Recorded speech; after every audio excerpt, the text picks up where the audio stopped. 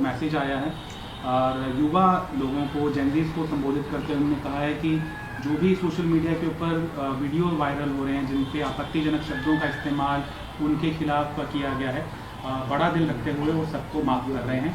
कांग्रेस ने इसके ऊपर अटैक किया है कि देश से क्षमा मांगनी चाहिए थी और आप देश को क्षमा दे रहे हैं। और सीजेपी का बयान आया है कि abusing is not a crime. पहले जो बात बात पर नरेंद्र मोदी जी टीवी चैनल पे आ जाया करते थे, जैसे डीलिमिटेशन पे आ गए कि महिलाओं का अपमान हो गया, वो अब टेलीविजन पर आ नहीं रहे। वैसे तो इंटरव्यू देते नहीं थे, अब वो आजकल इंस्टाग्राम से सब कुछ दे रहे हैं। आप समझ सकते हैं कि परिस्थिति कितनी खराब हो चुकी है बीजेपी की। आज की भाषा जिस प्रकार से, जिसके ऊपर मोदी जी ने लोगों को माफ किया, ये हास्यास्पद है। लोगों ने अभी तक मोदी जी को माफ नहीं किया।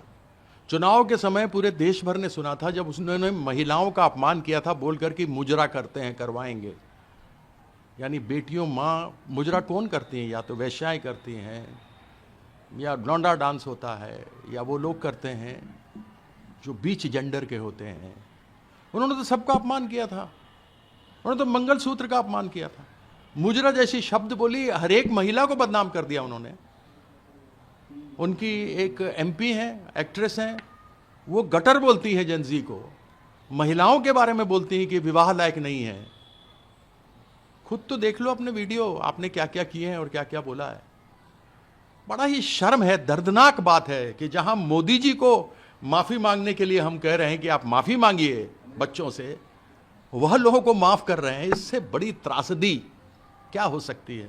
मुजरे पे भी जवाब दोगे मोदी जी या नहीं दोगे? या मुझ पे आरोप लगा दोगे कि मुजरे का शब्द इस्तेमाल किया है?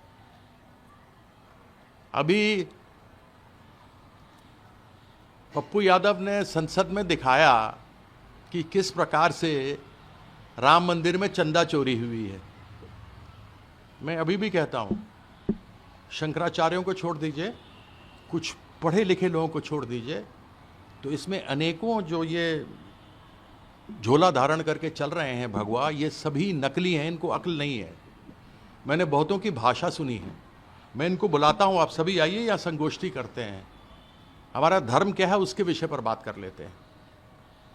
जो चरितार्थ कर रहा था कि क्या बीजेपी, आरएसएस और वीएचपी कर रही है राम मंदिर में, जो चोरी डकैती हो रही है, वो चोरी डकैती वहां पंडित कर रहे हैं भगवा वस्त्र को पहनकर। काफी भगवा तो आपके जो नकली हैं, जिनके ऊपर केस पड़े हुए हैं, वह यहां पार्लियामेंट में आकर बैठे हुए हैं। उनसे भी तो एक बार बात कर लीजिए। इसके ऊपर क्या अपमान? कोई अपमान नहीं, सच्चाई दिखाई है बीजेपी, आरएसएस और वीएचपी की। पप्पू यादव को ट्रोल करके क्या फायदा है?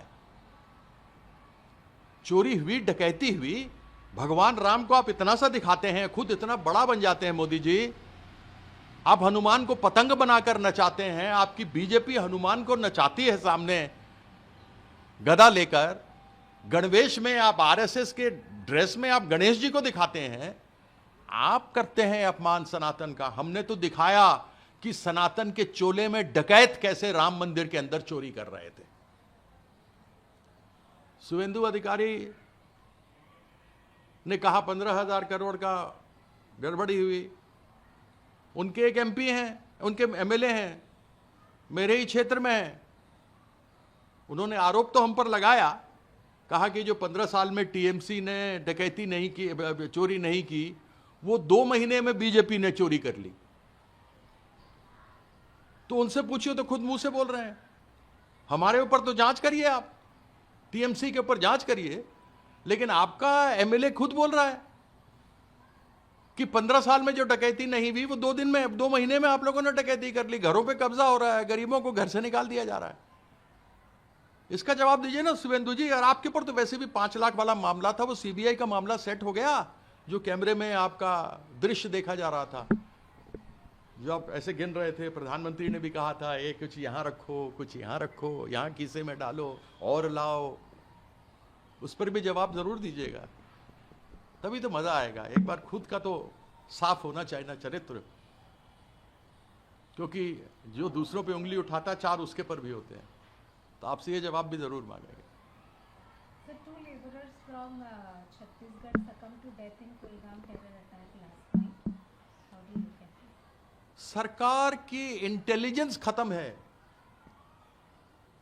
जितने टेरर अटैक इन 12 सालों में नरेंद्र मोदी के सरकार में हुए हैं, उतने देश भर में शुरू से लेके इनकी सरकार आने तक नहीं हुए, उतनी हत्याएं नहीं हुई।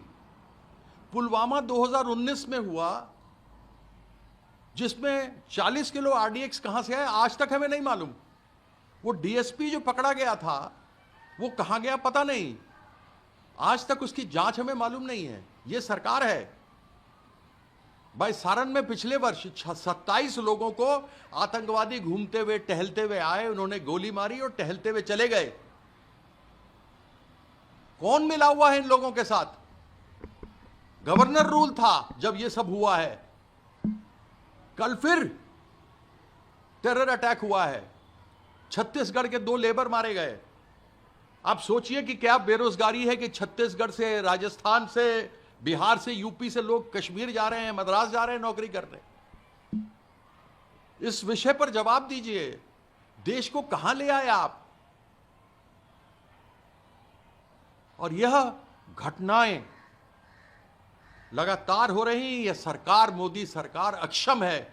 जितनी जल्दी चले जाए उतने बढ़िया है। सर 200 रुपये कमर्शियल सिलेंडर के रेट दिल्ली, मद्रास, चेन्नई और बंगाल, कलकत्ता में कम हुए। आप अभी 200 रुपये कम की बात कर रहे हैं, लेकिन 400 से 1300 हो गए, उसके बारे में बात नहीं करते हैं आप। जो 400 का सिलेंडर था, तब स्मृति ईरानी और राजनाथ सिंह यह सिलेंडर ले लेके घूमते थे। तब तो उन्होंने कहा था कि दाम बढ़ गए, पेट्रोल डीजल 50 पैसा बढ़ा, तो बड़े बड़े सितारे कहते थे भैया 2 रुपए का दे दो पेट्रोल की, मुझे गाड़ी चलाना है।